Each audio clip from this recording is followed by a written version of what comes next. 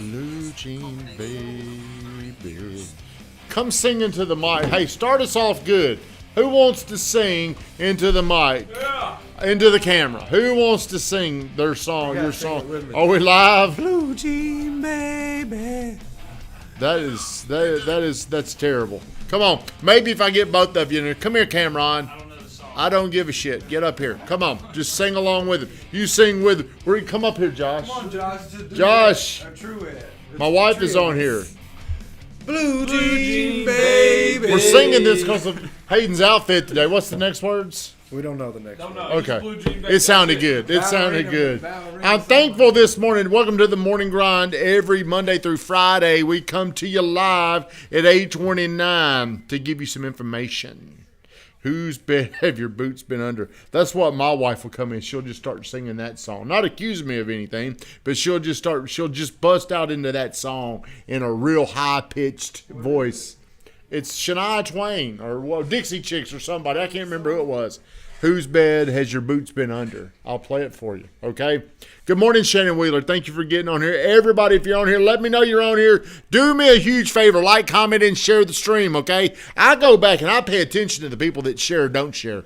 And I take it very personal if you don't share. Have you been sharing? Shared right now. All right. I love Shania Twain, says my wife. All right, I'm very thankful. Here's what I'm thankful of. Every morning you need to find a way to get yourself into a state of gratitude where you're thankful for something. If you don't do this, you'll just walk around pissed off. Happiness is a choice. Did you know that? Do you believe that? Do you believe that? Or do you believe your feelings are just going to control you? I believe you control your feelings. I believe that too. Blue Jean Baby.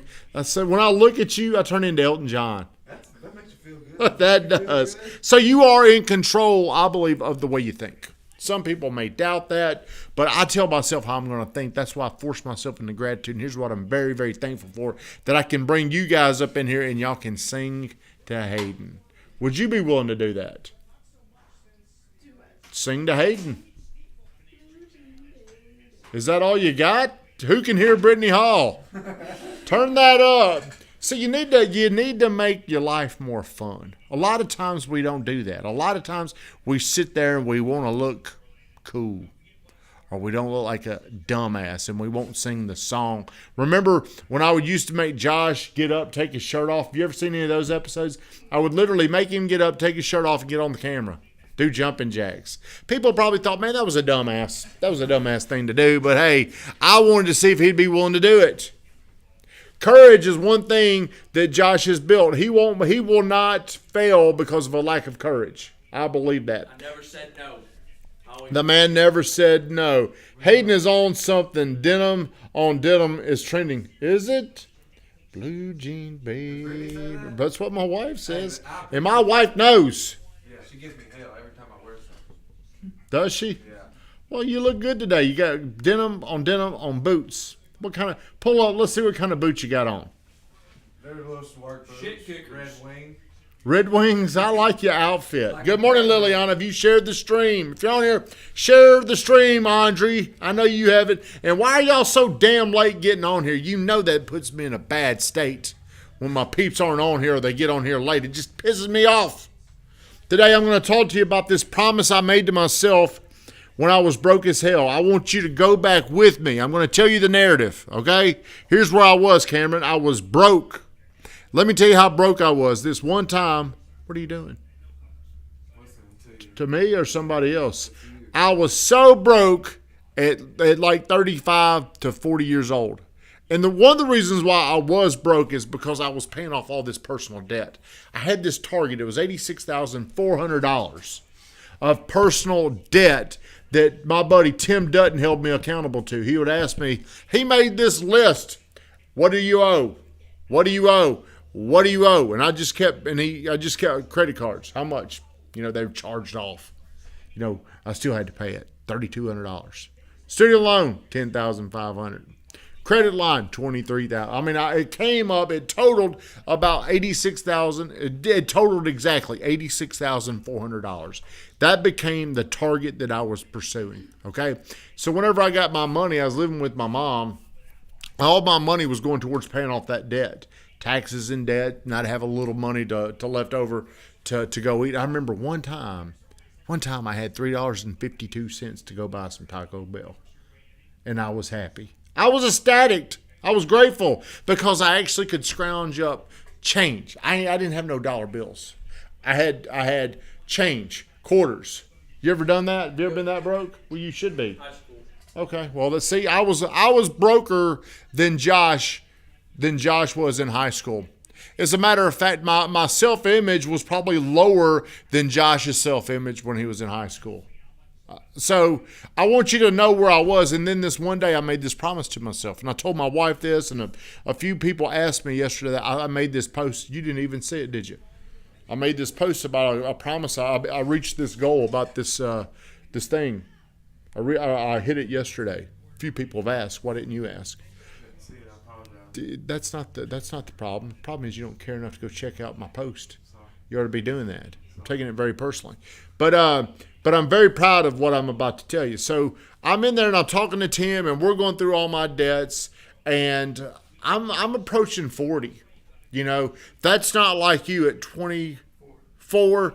You're at 26. You're at 23. 20. Whenever you're your age, you have no pride about not having money at this age. But when you're in your late 30s and you're broke like I was, and you had so many bill collectors calling up here looking for me, it was really humiliating. Again, my self-image. So Tim, I was telling Tim, one of these days, Tim, one of these days, I'm going to make something. One of these days, I'm going to do X. One of these days, it was really about a financial plan. And Tim grew up a very, very, Tim's a very hardworking, old school, tough ass guy, okay? And he has made a tremendous fortune doing what he does. He makes a whole lot of money, so I was always around him. He was who I would hang out with every single day. He was my guy. So we're sitting there talking, and he knew what I wanted to accomplish. He knew that I didn't want to be in this financial shit show for the rest of my life. And he said something. One of these days, you're going to look back and you're always going to remember what somebody said and the way they said it to you. Do you have any quote that somebody's told you before in your life? Yes. What? Yes. Blue jean babe. Was it that? What is a quote that you've heard that's always stuck with you? Whether you're a loser, whatever it is, have you got something that you can just recite, you can go right back there in that moment? Yeah, it's the 9,000, the Michael Jordan quote. The one he said he's missed 9,000 shots. Yeah, but I'm saying I ain't living off somebody else's quote. I'm talking about the one that went to you. The one that hit home in you. Have you ever had one, Van? Yeah. What was it? Cash is not king, and income is king. It really sunk in. Have you had anything like this? Yes. I guess early is on time is late. That's always Okay. Okay. Well, see, I think these things suck for You y'all. told me one time, you don't take yourself serious enough. That really hit home with me. Lorema says, okay, I remember having this hard conversation with Josh about what a clown he acted like. Do you remember it? What'd I say? You said, like a throwing names, but you said Yeah, there's a name. We'll say Mr. X. You're going to be the next Mr. you're X. going to end up like Mr. X. You don't take yourself serious. That's right. Okay, now the reason why these quotes, me and Josh, are the one I'm about to tell you about and the one he's talking about is you have some form of an agreement with the insult that they're giving you.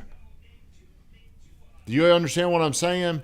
There's a part of you that has to acknowledge what that truth is. And Tim just said, Tommy, I understand all this shit you're talking, but you're running out of time. And that was the first time in my life that I'm like, I ain't a kid anymore. He's right. I'm nearly 40.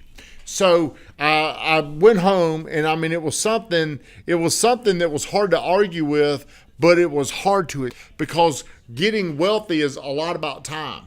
And I'm gonna tell you this. I'm gonna show you this. So that night I was around 40, and I said, by the time I'm 50, I'll be worth $2 million. Drew, I was a man at 12 after I walked a mile home after standing up for myself. Good morning, David Specht. How are you? Drew Kilgore. Changed me. He became a man of the house. with a big brother, but he was still in charge of. He was running the show at 12. But I told myself by the time I'm 50, I'll be worth $2 million. Now, at this particular moment, remember, how broken was I? When I was broke, no money, absolutely no confidence, absolutely completely crushed spiritually. Everything about me was it was in pieces. Okay, I was trying to rehabilitate this image of myself during this time, and I put this claim out there. I said, when I'm 50, I'll be worth $2 million. So yesterday, I'm doing my financial statement, and I'm looking at all the data that I've got, and it was over $2 million yesterday. And I was very proud of that, but I'm looking back, and now I see where I am. I wasn't thinking near big enough. Whenever I was this age, there's a guy in here right now, over here on my right, that's 20 years old. His view of himself at 40 looks like what? $150 million. I couldn't even grasp that thinking. Now every single day I write down. Now look, I write these things down because I've got this spiritual agreement of where I'm going to be one day. I've got to get there. I don't know how I'm going to get there. I don't care about that, but I know I'm going to get there. One day I'm going to make $5 million a year. I don't know how I'm going to do it. I don't know. I don't care, but that's what keeps me on purpose. That's what keeps me extremely motivated. There's a guy in here, I won't mention his name, but he was telling me he was going to make about 25 grand next month. Was it you? Well, I guess we can figure it out then. There's a man. Do you remember that man? Okay, that's a lot of money. I was never making that kind of money. Here's what I told Tim this morning. My wife says that I'm not 50. I'm not even 50 yet. So I don't know where that number's going to go. But it's a promise that I made to myself that I finally kept. But what I was telling Tim this morning is I'm amazed at the young people that we have here and the money that they're making. Like Andre, how old is Drew, 25? 24, 25. He could be making $200,000 a year. That was nowhere near my thinking at that age. 25, I wasn't thinking anything like this. So you guys, see, one of the things that I didn't know that I'm supposed to be doing, I'm figuring this out. I'm supposed to be helping people. And it's not help them find their house. I'm really here to help people like you guys change your life. And that's really why God put me through all the things that I had to go through. I hated those things, but if I was just telling you guys something that didn't happen to me, it wouldn't be as believable. So I celebrated to myself yesterday. I did make that post, and really $2 million is nothing compared to the people that I roll around with or the people but I'm really proud of that. But I'm not giving up on that number. It needs to turn into 20 million. It really needs to turn into 100 million. And here's the hardest thing I deal with, Cameron, is believing I can make that come true. Believing. I had a lot of doubt that I would go from broke to 2 million in 8 years. But it happened. And if it can happen for somebody like me that was never doing what he said he was going to do, it can happen for anybody. That's why these are the little micro agreements that I get on to everybody about. What are micro agreements? I couldn't go from 40 to 50, fast forward and see the 50-year-old net worth. Every single day I had to look at things. I knew I had to pay off this debt, the things that I caused. What are your micro agreements? I'm on you every single day about them. Making calls. That's one thing. What else? Train. That's 2 things. Role play. That's 3 things. Is there anything else? I really want you promoting yourself every day. But see, I want you guys to pay attention to these daily targets. And if you're hitting these daily targets, that will put you in position to one day you're going to hit this thing that you really want. But this will not happen without you identifying a target. Like Saturday, me and Brittany are going to Grayton Beach down in Florida. Okay? What if I was to say, hey, we're going to Florida? Where would we end up? Yeah. But where? You're not near as convicted and you're not near as powerful if you don't know specifically where you're heading. Shut us down, Naveen Grafton. I got to go get a haircut. Comb this blue jean, babe.